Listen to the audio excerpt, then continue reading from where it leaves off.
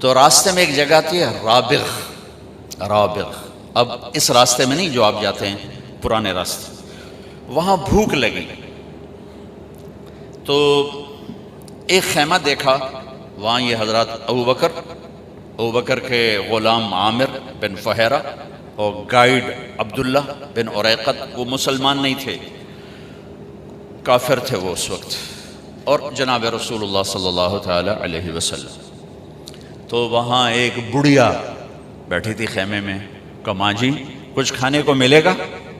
میں کہا بیٹا قحط کا زمانہ ہے، کچھ بھی نہیں. تو ایک بالکل مریل بکری کھڑی ہوئی تھی. تو آپ نے کہا میں اس کا دودھ نکالوں؟ انہوں نے کہا پتر تو ماس ہی کوئی نہیں تو دودھ کتوں کرنا ہے. آپ نے کہا ماں جی اجازت دے دو، اگلا کام میرا ہے. کہا ٹھیک ہے. تو جو کہ ایک انہونی ہو رہی تھی نا، تو آپ کو بڑے غور سے دیکھتی رہی. تو آپ نے وہ اس کو کھینچا اور اس کو جو تھنوں کو ہاتھ لگایا تو ایسے لٹک کے نیچے آ گئے، دودھ سے بھر گئے. اچھا بکری سے نکلتا ہے 1 پاؤ دودھ. ہم گاؤں میں رہتے ہیں، بکریاں ہر وقت چاروں طرف ہوتی، 1 پاؤ سے زیادہ دودھ نکل. آپ نے پورا برتن بھر دیا. پھر وہ ماں جی کو پیش کیا، معبد ان کا نام ہے. انہیں پیا، پھر اپنے تینوں ساتھیوں کو پلایا، پھر بعد میں خود پیا. اس کے بعد دوبارہ دودھ نکال کے پھر برتن بھر دیا. لہذا اور پریشان ہو گئی. بکری کی عمر ہوتی ہے 7 سال. اس کے بعد وہ خود مر جاتی ہے 7 سال عام طور پر. یہ بکری 22 سال زندہ رہی اللہ کے نبی کے ہاتھ لگنے کی برکت، 22 برس، اور مر گئی، ذبح نہیں ہوئی، مر گئی. حضرت عثمان کے زمانے میں جا کے مر گئی کھڑے کھڑے. شام کو جب اس کا خامد آیا تو اس نے دیکھا برتن میں دودھ. کہنے لگا یہ دودھ کہاں سے؟ انہیں کہا یہ بکری سے. کہا تیرا دماغ خراب ہے، اتو کتوں نکل ہے؟ وہ دے ماں سے دے اتے کوئی نہیں، دودھ کتوں آ گیا؟ اسی سے ایک برکت والا نوجوان آیا تھا، کوئی اس کے ہاتھوں میں ہی برکت تھی. تو کہنے لگا کیسا تھا ذرا بتاؤ. تو اس نے ہمارے نبی کا حلیہ بیان کیا. انہوں نے کہا رأیت رجلا ظاہر الوضاء ابلج الوجه حسن الخلق لم تعبه ثجلة لم تزر به سعلة أزج أقرا وصيم قصيم في عينيه دعج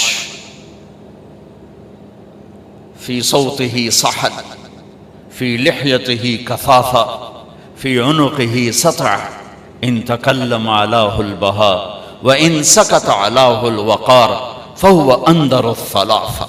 سبحان اللہ، کیا خوبصورت اس نے ہمارے نبی کو ایسے ہمارے سامنے کھڑا کر دی. وہ کہنے لگی میں نے ایک نوجوان دیکھا، مجھے یوں لگا جیسے 14ویں کا چاند کپڑے پہن کے زمین پہ اتر آیا ہو. مجھے تو ایسا لگا جیسے 14ویں کا چاند خود ہی اتر آیا ہو کپڑے پہن گیا. چمکتا چہرہ، خوبصورت جسم، پیٹ بڑھا ہوا نہیں، سر کے بال اڑے ہوئے نہیں، یعنی گنجے نہیں، سر سے لے کر پاؤں تک چمکتا ہوا جسم.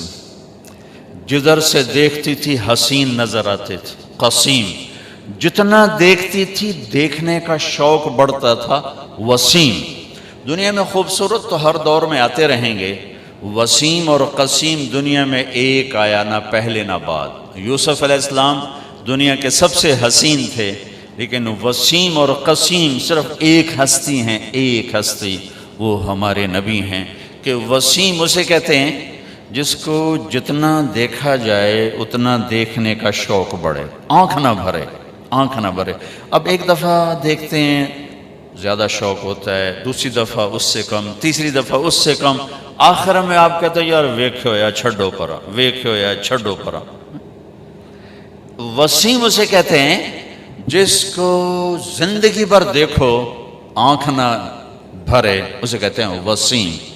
اور قسیم اسے کہتے ہیں کہ جس کو جدھر سے دیکھو ہر طرف سے حسن کے جلوے ہوں، اسے کہتے ہیں قسیم۔ سر سے لے کر پاؤں کے ناخن تک، سر کے بالوں سے پاؤں کے ناخن تک جس کی ہر چیز خوبصورت ہو، اس کو کہتے ہیں قسیم۔ تو میں اس بی بی پہ قربان جاؤں، اس نے کیا وصف بیان کیا کہ یوں لگا جیسے چاند کپڑے پہن کے آ گیا ہو، یوں لگا جیسے 14ویں کا چاند زمین پہ اتر آیا ہو۔ جدھر سے دیکھتی تھی حسن ہی حسن تھا، اور جتنا دیکھتی تھی دیکھنے کا شوق بڑھتا تھا۔ آنکھیں بڑی خوبصورت۔ میں ایک حدیث اور ساتھ جوڑ دیتا ہوں۔